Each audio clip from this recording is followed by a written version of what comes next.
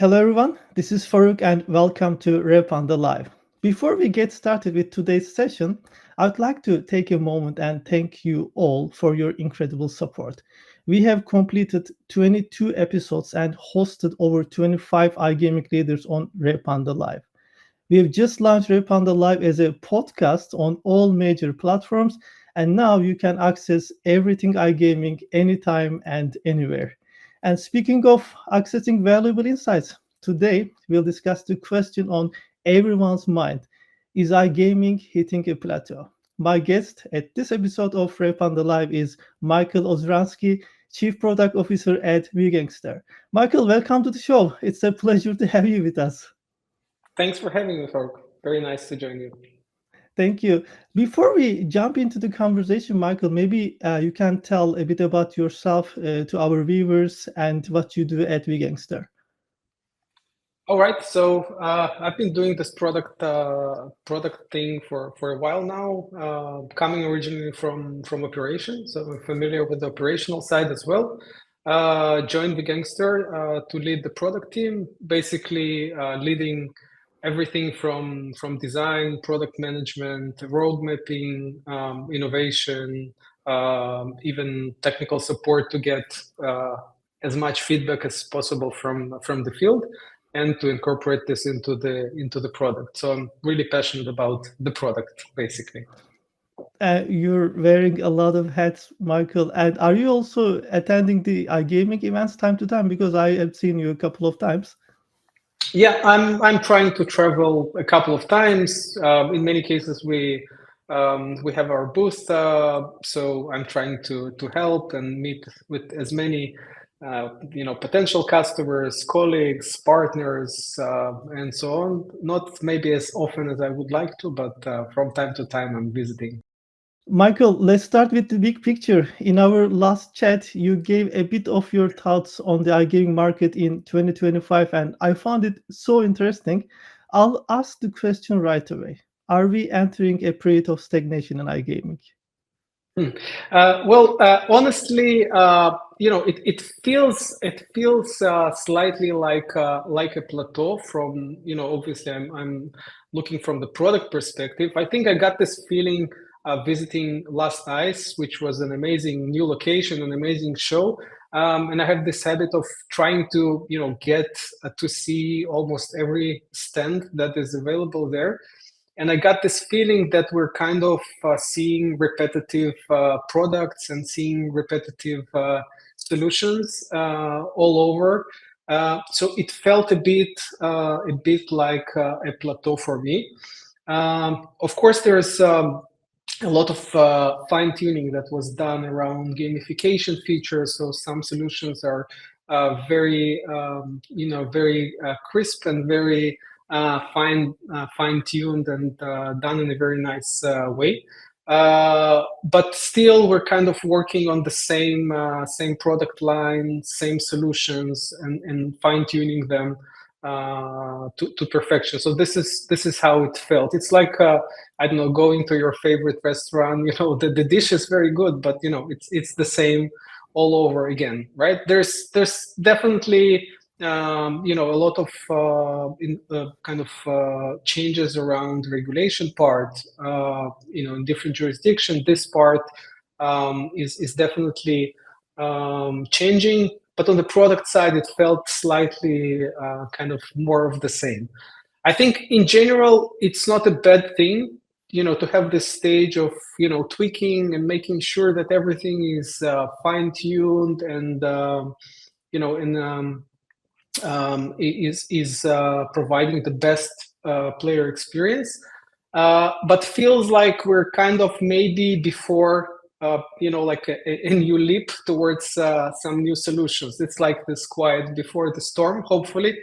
So maybe a bit more, interactive things, maybe something that is more from the social gaming experiences. Also feels like something should start happening maybe in the near future. This is kind of my feeling from the last couple of years, I would say. I feel like you're hopeful because when we use the word stagnation, people may be scared. But what I hear Yeah. from you is like it's a kind of a gateway for innovation, right? This is what you actually Uh, mean. yeah. I'm also not considering this as a bad thing, right? I think Yeah. that at the end of the day, the products that we have today have to be fine-tuned and they have to perform well before we make the next step, right? The foundation has to be solid. So I don't necessarily see it as a very bad thing. It's kind of a feeling of something is about to happen, right? This is more. So yeah, I'm optimistic. Recently, when I had a conversation with one of my friends from the affiliate space, she also mentioned a similar thing. She said, like, we are doing the same things all over again. So I really believe that the industry needs some innovation, not only in a certain field of the work, but in different perspectives as well. So definitely, and what I feel like iGaming brands are constantly searching for that next big idea when it comes to growth, especially. Maybe we can agree that the traditional approaches don't really seem to work anymore. I was wondering your opinion on this. According to your experience, what are some outside the box growth strategies for iGaming brands? Mhm. So I'm not necessarily going to like explore crazy out of the box solutions. I think, but what I would say is that again, I really believe that growth comes from product driven, product driven approach. Meaning that the better the product, at the end of the day, it will lead to better, obviously, retention of the players. The habits are going to be much better. You can look at apps like again Revolut, for example. Those small habits of coming back to the app, those small interactions that you have inside the product. The small nudges. It's so appealing and so good, and it provides you always the right next step that choosing between number of financial apps, you will come to something that is just feels more comfortable. So I think this is the habit that we want to keep working on in terms of the iGaming products. Now you have amazing products out there. I think the industry understands it, and there's a lot of focus on microtransactions. There's a lot of focus on the UI UX experiences.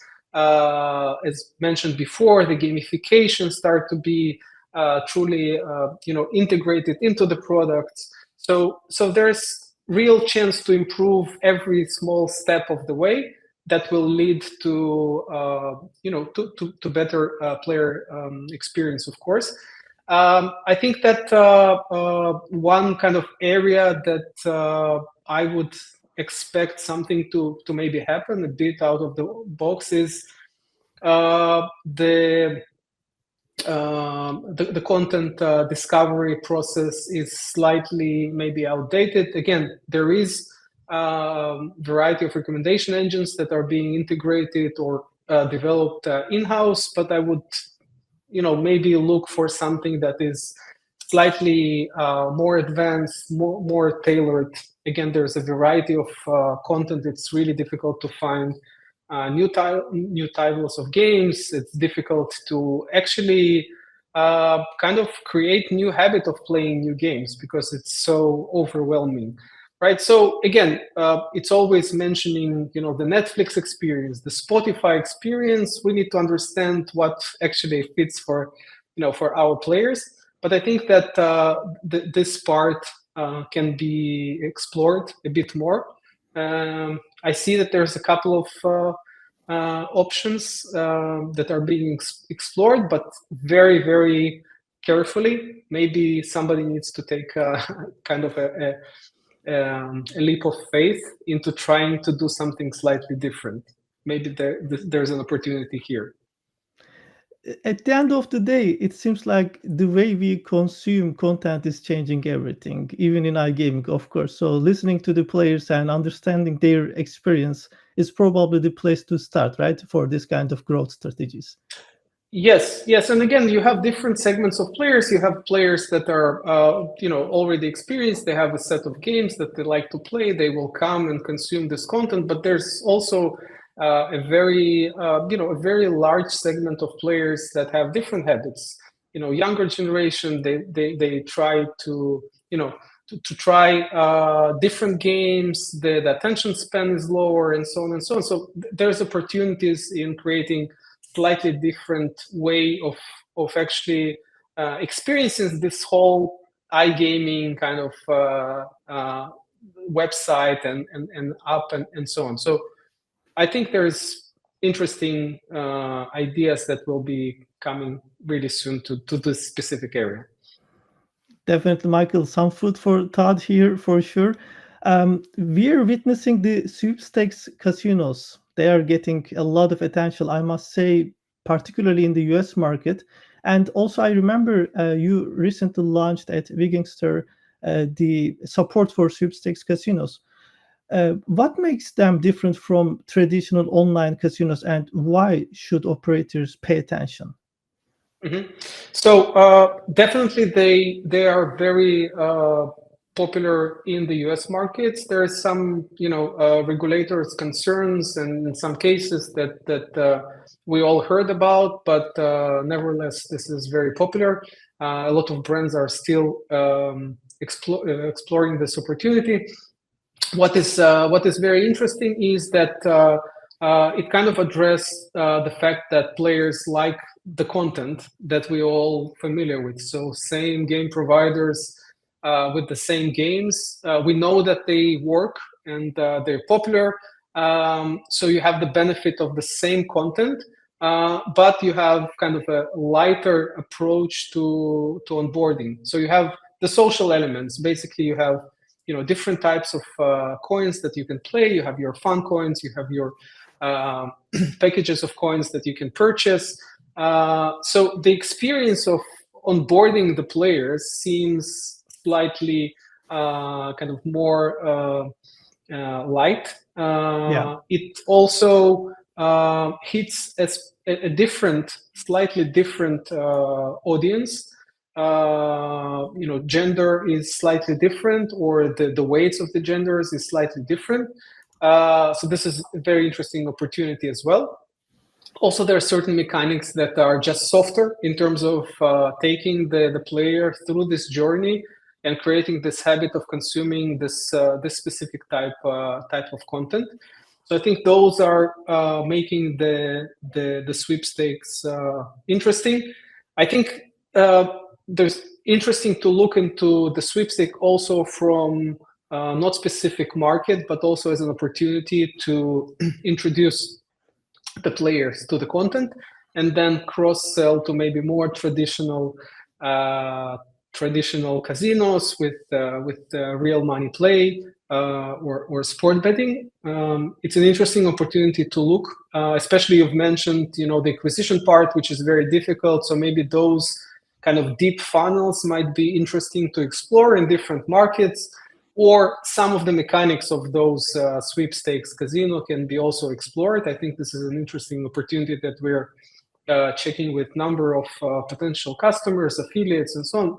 Maybe interesting to explore. You have some insights on social behavior that you can take after that towards, let's say, more social experiences that you can develop as part of the product. This is another aspect. And I think a very important also consideration when choosing the sweepstake is we understand that this sweepstake operation might be run by the same operational teams. So when we were, for example, developing the product, we were thinking about how we can create a solution that will not differ from the day-to-day operational tools inside the platform. So we want to create support for the sweepstake, but making sure that the same teams can operate those brands as well. This was slightly challenging, but I think that now the same team can support, and I think this is important. Again, this is a product that might be used either as an interesting funnel or just run by the same operational teams.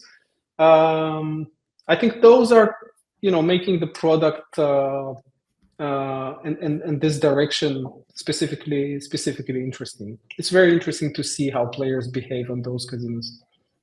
I really love the way you think when it comes to that product integration, especially making the operation smoother for operators. Because if things are set a little bit differently, from day-to-day operations, as you just mentioned, it is going to put a bit a burden on top of the operation teams. Maybe you need to separate a different department and so on. That means dividing the resources. So I guess that you have done over there is like quite impressive. This is definitely a great step for optimization. Uh, in one of your recent interviews, Michael, I heard that you were saying if any operators work with you at Vegangster, you can launch Telegram casinos in just a couple of days. How about sweepstakes integration? Is it also that quick? Well, the sweepstakes brand will take slightly longer, but we really can set up the sweepstake really fast. Maybe not a couple of days, but very quick. Maybe within a couple of weeks, if all the legal part is Oh yeah. done. It is very quick. And I think in general the operational optimization is one of the keys in terms of the growth. Doesn't matter which product you launched. We've touched on the growth aspects. I think that constantly thinking how we can optimize the operational costs and the operational hustle is something that we need to work towards, especially with everything that is happening with the technology today, with optimization, with AI tools that are introduced. So we're definitely looking into that. And this was one of the aspects also by creating kind of a complementary product, again, like Telegram Casino, like Sweepstakes, and so on. So, Mike, I think we can say that testing out the sweepstakes casinos could be a way out of that potential plateau that iGaming operators hit. But there's also a shift towards short spin to play games. How to say it, like almost the TikTok of casino gaming. How can this short form casino concept help brands differentiate themselves from the competition and drive engagement?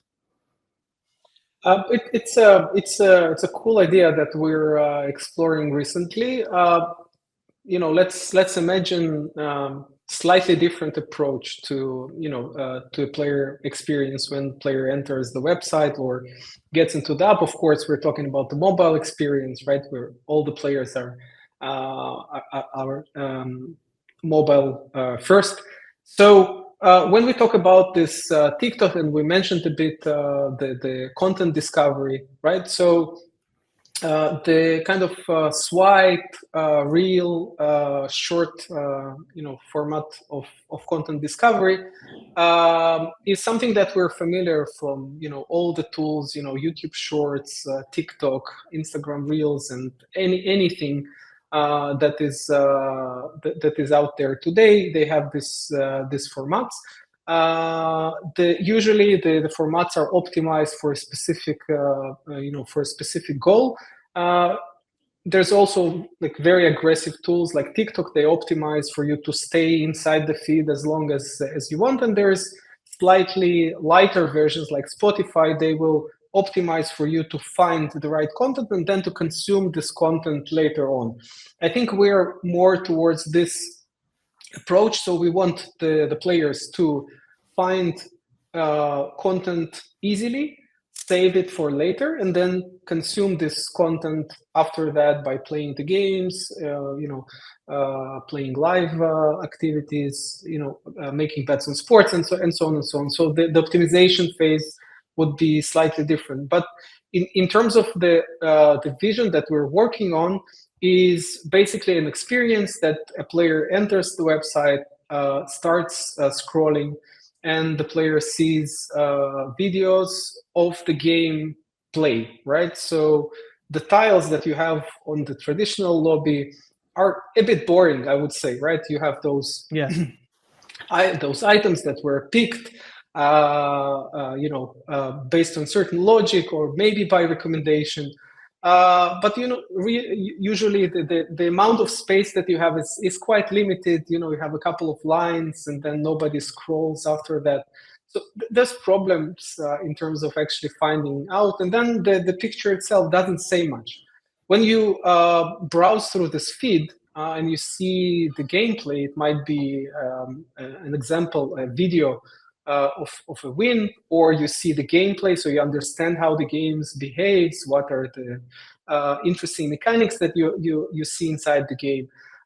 It's more engaging, and it's easier to actually understand, do I like the game or not? Of course, by combining recommendation engine to this mechanics, you can handpick the content that you show to the user, and then the games are going to be much more tailored for the specific user, and then you can see the video of that game. So this is one part that we have been working on.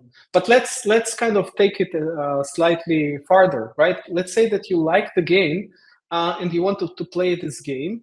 We are working on making sure that you will be able to play the game inside the feed directly. So you enter the feed, you play the game, and the game might be either preloaded, and then it's easier for you to just start playing the game. You don't have this load time. So this is one. And you will be able to swipe between different games. So maybe I'm not playing one game at a time. Maybe I'm playing a couple of games, so I can swipe between different games, and within the feed, play one game, then switch to another one, and just continue from the same place that I have left, right? So the experience is more interactive. You can interact with more content at the same time. So this is one part. And then while you're swiping through the feed, then of course there's a lot of things that we offer to our players, right? We have promotions, we have tournaments. So why don't we just show this content in a more interactive way inside the feed, right? So if there's a tournament that is there, let's show in a video format this tournament experience, right? And we'll allow the player to opt in directly from there. And maybe then we'll start scrolling through the games that are in the tournament. So this is another aspect, right? So we're not focusing just on the discovery, we're also focusing on the whole experience and discovering other gamification or interesting things that are happening in the website. And then while you start, you continue your scrolling, maybe we'll start showing you some other players' gameplay, right? So this is a real-time streaming. You can see somebody else is playing, right? So this is not exactly user-generated content, but maybe this is the closest you can get to actually watching somebody else play, right? So now not only you explore the game, but you can also actually, watch. And maybe we can start using some additional features like, betting behind the player. Maybe I want to do some bets. Again, there's some solutions are out there, but I think that it's kind of not truly integrated into the experience, right? But when I'm inside the feed and I'm exploring this game and somebody else is playing, maybe I'm gonna, just copy a couple of bets and see how it goes, and then switch to my, other game that is open. So I can basically explore the whole offering of the website without leaving the feed, just by scrolling. Of course, there's a lot of technological challenges that we're working on and so on, but it's getting there. Okay, so kind of this idea of switching a bit from the traditional format is something that I believe might be very interesting for a specific type of players, right? Maybe it's going to be at the beginning a combination of this kind of feed with the more classical approach. And maybe somebody will, again, try to have just that inside their website. So it's still in the testing and still needs to be explored with, like we discussed before, with real player feedback. But I do believe that it might be a fresh and engaging experience. I'm so excited for the outcome, Michael. There's just one thing I would like to ask just to understand it better. So, the player experience will be personalized. This is what I see from what you're saying. So there will be like different games are shown, and then based on the likes, the, let's say, games that the players enjoying, then later on that you're actually showing more of that content, and time to time adding some different content to let them choose maybe some other verticals, let's call it this way. So is it working that way? Yeah. Exactly. So you get those different signals from the player. Signals might be, like you've mentioned, a like, right? Or a share of a certain game. Or it might be, just the time that you spend inside the game. All those will be fed into the model, and then you have your own recommendation. You have your similarity games. You have things that you played or you might play. So all the categories that for the advanced operators that use recommendation engine, all the categories that you see in the lobby will be incorporated into this feed, but without you actually thinking, do I need to go to the category of games that I might play? I don't want to go there. Just show me the next game. People on Netflix were kind of at the beginning against this feature of the Netflix is going to download you just the content that you might like. But now when I, sit in the plane, I just go to this directory and most of the content is, something that I like. So the shift will happen here as well, because at the end of the day, the usage of data, of big data from different geos and different brands allow to create proper analysis and to match you with the right content.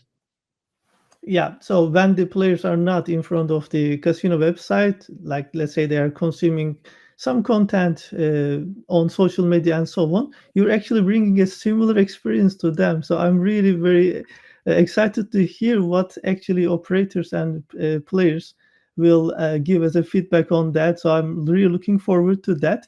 And it is incredible how quickly things are moving and evolving, honestly. There's one more thing that you actually sparkled on my mind. In our industry, it's a growing concern that acquisition costs are rising. Yes, player experience, having more players, they are excellent. They are fantastic news for operators, but acquiring those players are really quite expensive recently. So that's a kind of a challenge. But another challenge is keeping those players engaged. I was wondering your take on maybe a kind of a holistic approach that helps iGaming brands acquire, engage, and retain those players. Mhm. Well, it's a kind of a big question, right? There's a lot of marketing efforts that are being done. I'll address a couple of things again from a specific angle, because obviously the acquisition part is a lot about the marketing efforts and the creativity and so on. But I'll address the how I see the integration within the product and what is important. Um, I do believe that, again, due to a lot of operational efforts that are required to run a successful iGaming business, you have a lot of moving parts, and you will continue to have a lot of departments, moving parts, and so on. And we want to simplify at least the platform part. So we want to have a kind of an approach where we have all-in, efficient, optimized platform. This is the approach that we're taking. Obviously, we are doing some integrations from external tools. You cannot live without it, but we're trying to kind of have the 20% of the most frequent use cases, frequent tools inside the platform. Okay. And then what we want to allow the different departments, so starting from the acquisition, for example, is to have a very flexible product that allows you to test and tweak everything that is related to the acquisition, for example. So built-in A/B testing mechanism, flexibility around the registration forms, builders, and the whole journey that happens after that. And what we actually want to do is we want to allow the marketing teams to test their theories very quickly. So traditionally, it's very it's very non-flexible products, and sometimes due to that lack of flexibility, the cost rise because we cannot test and we cannot iterate fast with our different approaches. So this is one aspect that I think every platform should focus, or the product should focus on. We're definitely focusing there. So providing the acquisition team, affiliates, and so on, all the tools that will allow them to iterate and find the right solution. Sometimes the solution is there, but it just takes time to get there.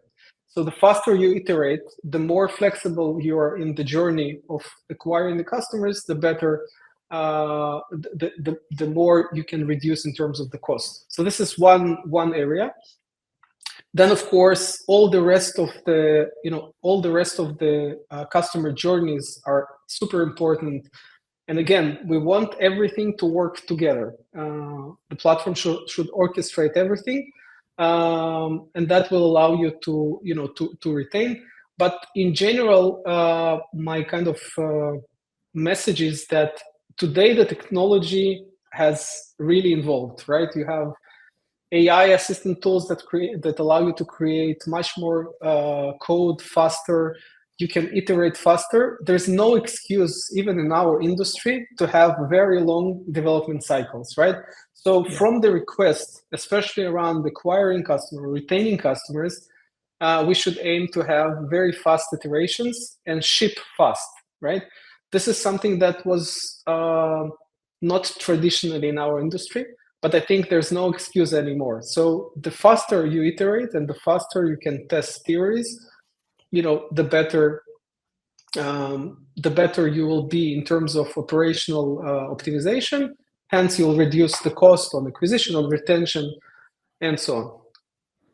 Yeah, so let's say if an operator can actually test the platform, all the new innovations, the journeys, and so on, they will be a step further than those who are actually running those tests like much slower. So definitely, and I think everybody should consider using any kind of advanced tools, because when you look at the ROI, it is much higher what you get out of the whole thing. I really like Yeah. what you mentioned about the um, understanding the customer journey and optimizing it. I think this is where it needs to start. And as you say, you are equipped with all these tools now. There's no excuse. I enjoyed Mhm. this phrase a lot. um, as far as I know, in at Vegangster product, you have got all the tracking features, the CRM and everything built in. So this is going to also help. So you don't need to just go outside, shop for different tools, modules, and so on. So I believe this is also one of the advantages, right?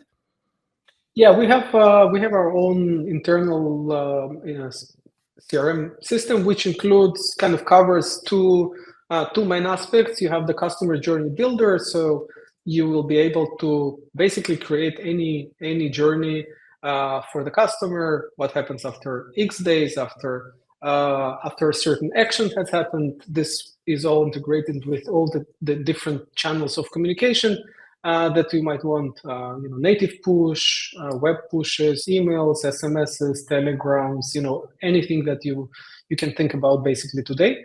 So this is the customer journey, and then you have your automatic campaigns that allow you to create your promotional calendar, and address all the needs, all the operational needs, again, through all the communication channels, through all the things that you can actually give to the customers, the bonuses, the free spins, the tickets, and so on and so on. So everything is kind of integrated. And again, because it's an in-house solution, everything is really integrated with everything that you create inside the platform. So operational wise, it's very easy to set up and to maintain. This is the goal.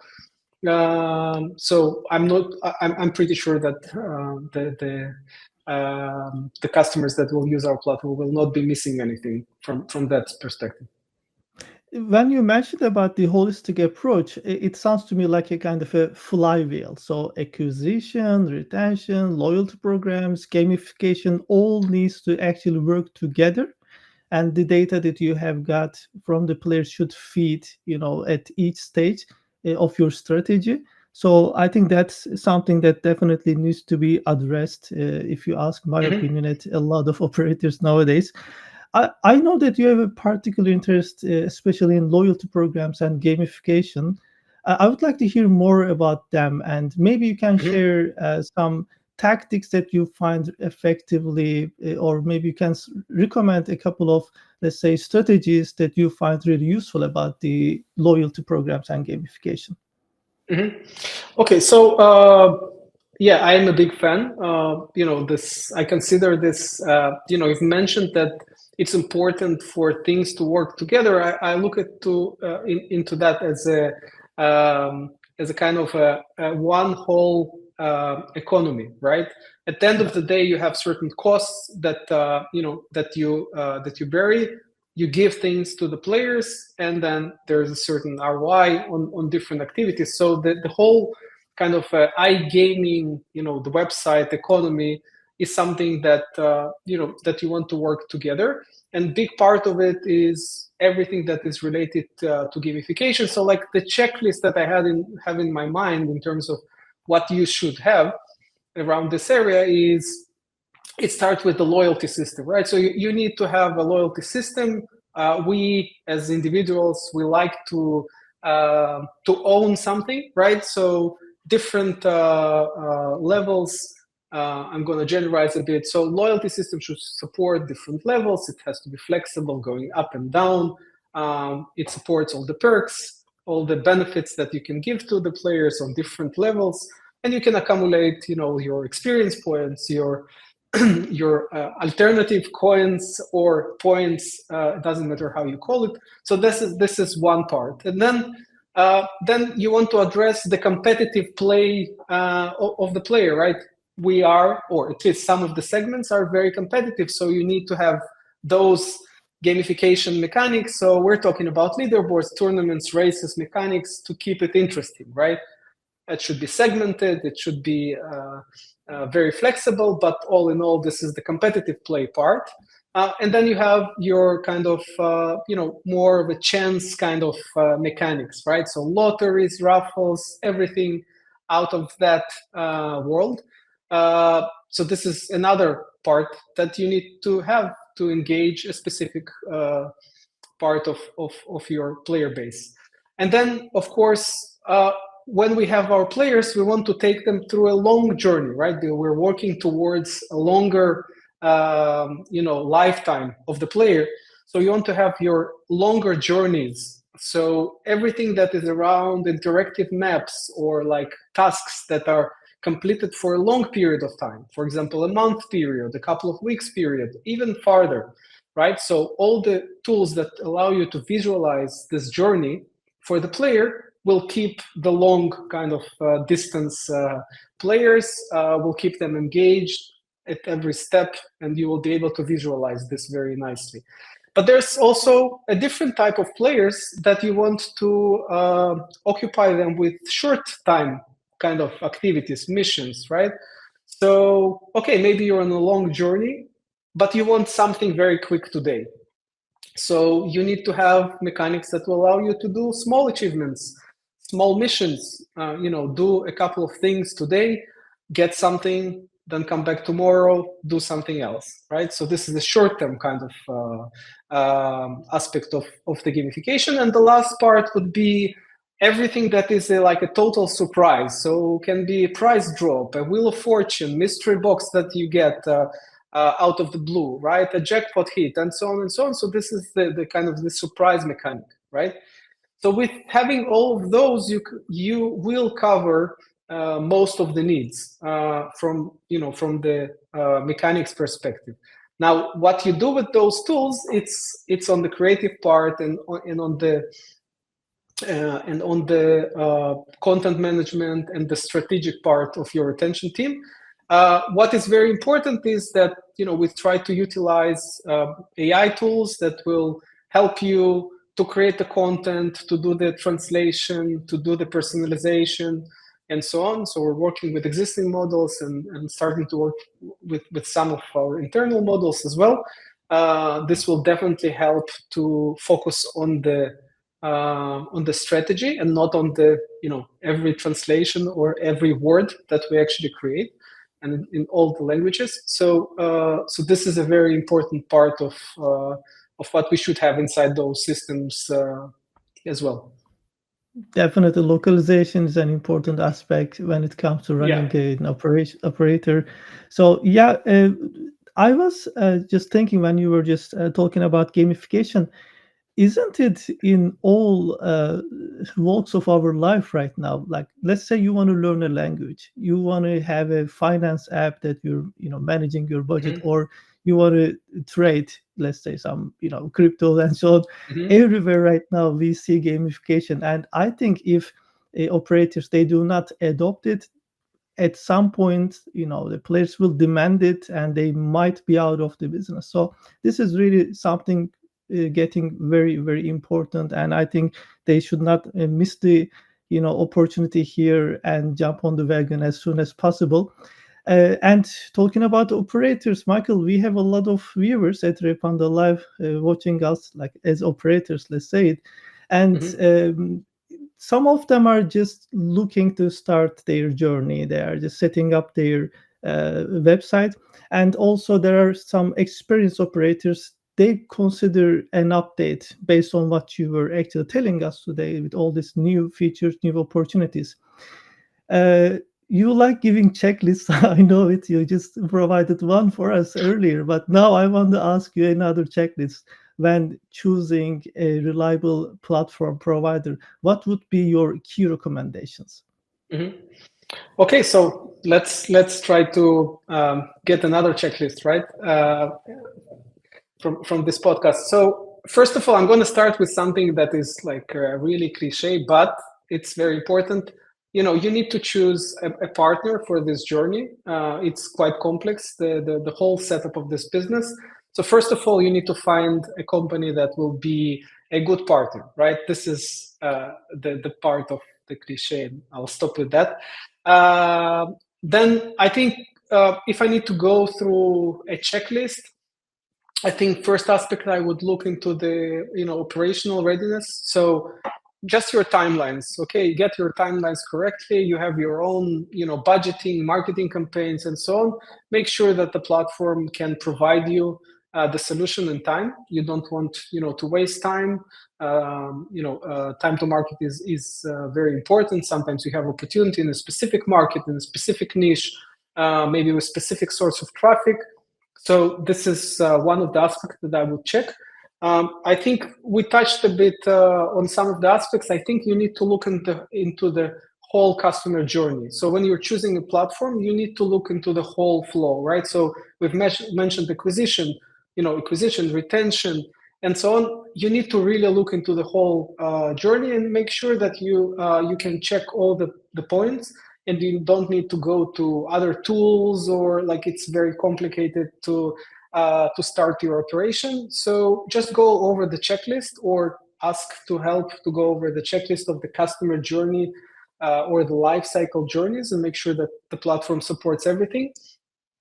Next one would be UI flexibility. Of course, as a let's say starting operator, you will start most likely from out of the box solution. But when you choose a specific platform, go look into the UI, especially focus on the mobile one, and make sure that you can move things around with a kind of a proper pace, right? So not a request that will end up in a queue and will happen after 6 or 9 months. Okay, so this is another very important aspect. We need to remember the players will interact with the UI. That's the most important part. Then you go for the toolbox. We've done the checklist for the gamification part. So just look at the whole toolbox. Do I have a CRM? Do I have a gamification suite, right, with all the items that we've mentioned before? Do I have all the integration with different communication channels, and so on and so on. So just look into the toolbox and make sure that you have everything that you need. The next one would go to other aspect of operation. I would look specifically into anti-fraud. So you need either managed service or the tools for anti-fraud. New brands are prone to fraud, bonus abuse. For sure, you will need help from the get-go. This is a very important aspect that can kind of bleed your budget. And again, look for automation, look for AI, look for recommendation that can help you around this area if you don't have experienced operational teams, or you can consume managed services. This is also good. Then you go towards the payment solutions, right? This is crucial. This is where the money comes in. So depending on the geo, you might be looking into a platform that has number of gateways integrated. So not only one cashier, maybe a couple of options, maybe something that will be flexible, something that will fit for each player, the right cashier, the right gateway. I'm not talking about just the payment methods. This is basic. I'm talking the whole cashier. So some work better on some specific markets. So this is another aspect. And then you go to your data and analytics. Look into the reports, what the platform offers in terms of reports. Can I get the data, if I'm an experienced team, can I get the data via Kafka outside to our analytical teams? Do I have access to the data in real time? And so on. That will allow to analyze the business, to run and correct it correctly. And last one, I would look into just the innovation roadmap. Okay, the platform that I've chosen, do those guys actually know where they're going, right? What is the roadmap? Is it clear? Is it interesting? Do I see some interesting items that the team is working on for my future plans, and so on? I think those kind of items will cover most of the things. At least that's what I would check. Excellent point. Thank you so much. You touched base on my next question before we, wrap up the show. I wanted to ask you about maybe a piece of advice to iGaming brands looking to succeed and grow in 2025. Maybe you can briefly tell us if there's something else that you want to mention. I think we've covered extensively most of the things. Yeah. I think again, look into the trends, make sure that changes can be done quickly. Usually the teams are very creative. Sometimes the creativity just faces long development cycles and get forgotten. I think there's a lot of creativity in the industry around acquisition, retention, and so on. We just need the right tools and moving fast. And we definitely need to look outside to see what's happening in other industries. I think there's very exciting, from technology and product perspective, it's super exciting what's happening right now. I really like what you say about it, looking outside of iGaming, other industries, because sometimes I feel like we are too focused on what we do and we are missing out some of the developments that is happening outside of Yep. iGaming. So definitely, that's a really good recommendation for our viewers. Michael, thank you for all the insights that you gave. I learned a lot of things today. We try to stimulate our viewers' mind a bit, and we were after the answer to how iGaming brands can get out of their growth plateau. Uh, I really enjoyed the holistic approach recommendations that you came up with for acquisition and retention strategies. And we explored some new ideas like sweepstakes casinos and how they can help iGaming brands achieve their goals. So these are really amazing suggestions. Now let's reflect on our audience a bit because during the week I received some questions from our social media, Great. and let's answer them briefly. The first one is which iGaming markets show the most potential for expansion in 2025? Well, we see actually quite a lot of markets. Again, there's a lot of changes in the Latam market. So this is an area. Asian markets again are looking really good, and of course, other markets are kind of expanding some into the regulation, some are not. I would say that Asian markets, Latam markets are very interesting, but again, there's niche opportunities around everything. I think operators need to explore, and there's a lot of opportunities out there. Definitely. And our next question is some of your, like, let's say one of the favorite topics that you like. What's your opinion on Telegram casinos? Do you really think they are successful? Well, there's a lot of recent changes in terms of bans of Telegram inside the Telegram app itself. For now, there's still some apps that are up and running, but most of the big casinos went out of the Telegram. I think Telegram is still a very good opportunity in terms of community management and communication. We need to see how the Telegram internal regulation is going to evolve. For now, it's kind of on hold. I would at the moment use it more as a community management feature rather than putting all your money on the Telegram casino running inside the Telegram itself. Excellent. Michael, thank you. I was wondering if you have anything to add before we wrap up the show today. I think we covered everything. It was really fun joining you today. Thank you, Michael. And before we call it a day, I was wondering maybe you can let our viewers know about how they can reach out to you, especially about the topics that we talk about. Well, the best way to reach me is on LinkedIn. I'm at Oziransky. On LinkedIn, it's easy to find me. I'm trying to answer all the DMs, so that's the best way. Amazing. Michael, thank you. And thank you, everyone who joined us today.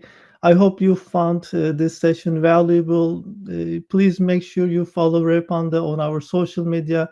Check out our YouTube and Spotify channels for more content. We had today Michael Oziransky, the Chief Product Officer at Vegangster. We had a lot of insights from him. And once again, Michael, thank you. And I will see you all at the next Revpanda live session.